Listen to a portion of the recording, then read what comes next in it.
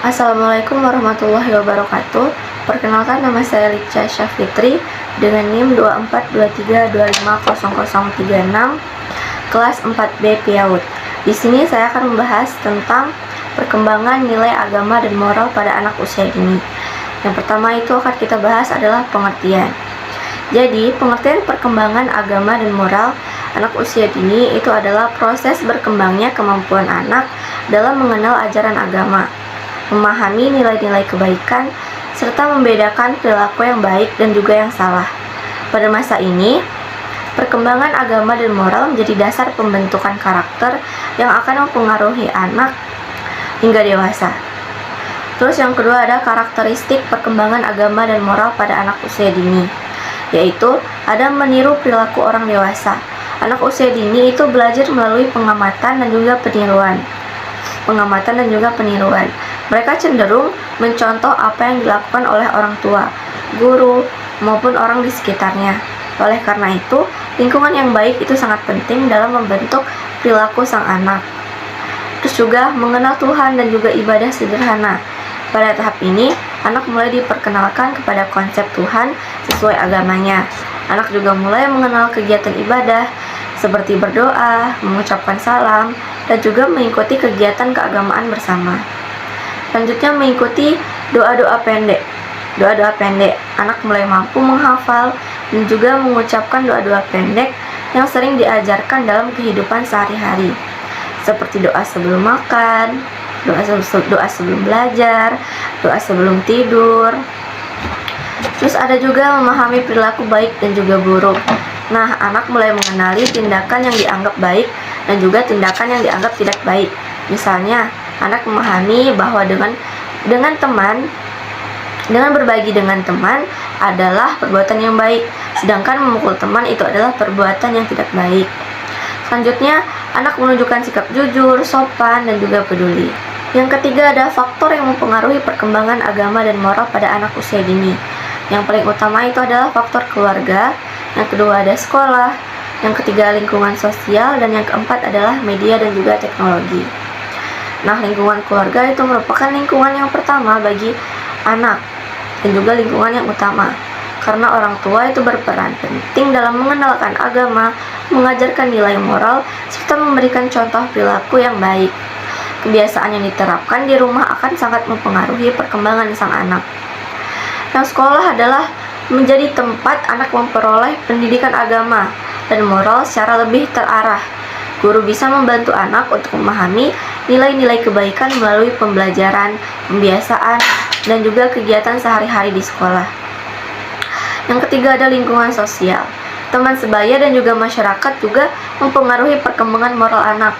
Lingkungan yang positif dapat membantu anak untuk belajar bersikap baik, sedangkan lingkungan yang kurang baik dapat membantu berpengaruh negatif kepada anak. Selanjutnya ada media dan juga teknologi.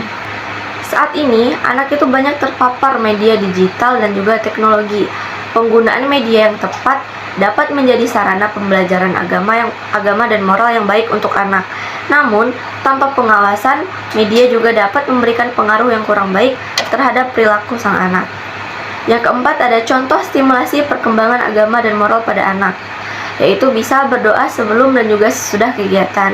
Nah, membiasakan anak untuk berdoa itu membantu menanamkan rasa syukur kepada Tuhan serta meningkatkan kesadaran bahwa setiap aktivitas itu diawali dan juga diakhiri dengan doa.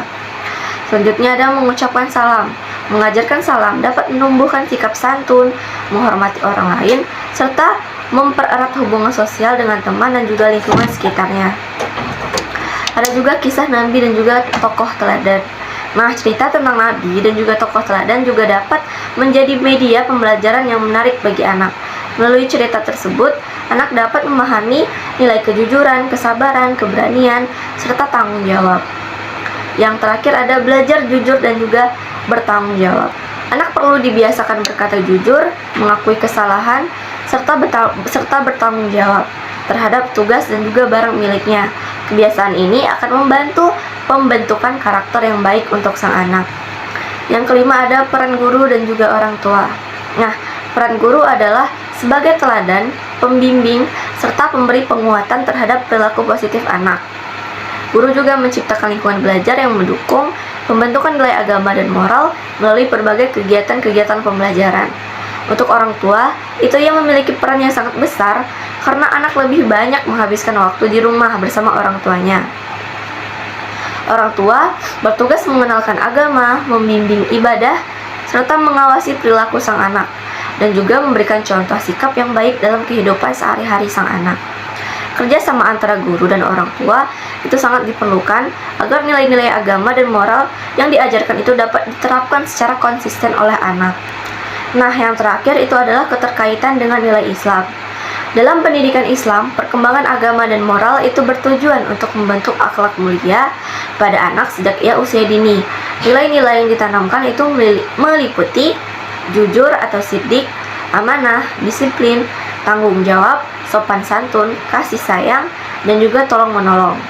Nah, nilai-nilai tersebut diharapkan menjadi pedoman perilaku anak dalam kehidupannya sehari-hari.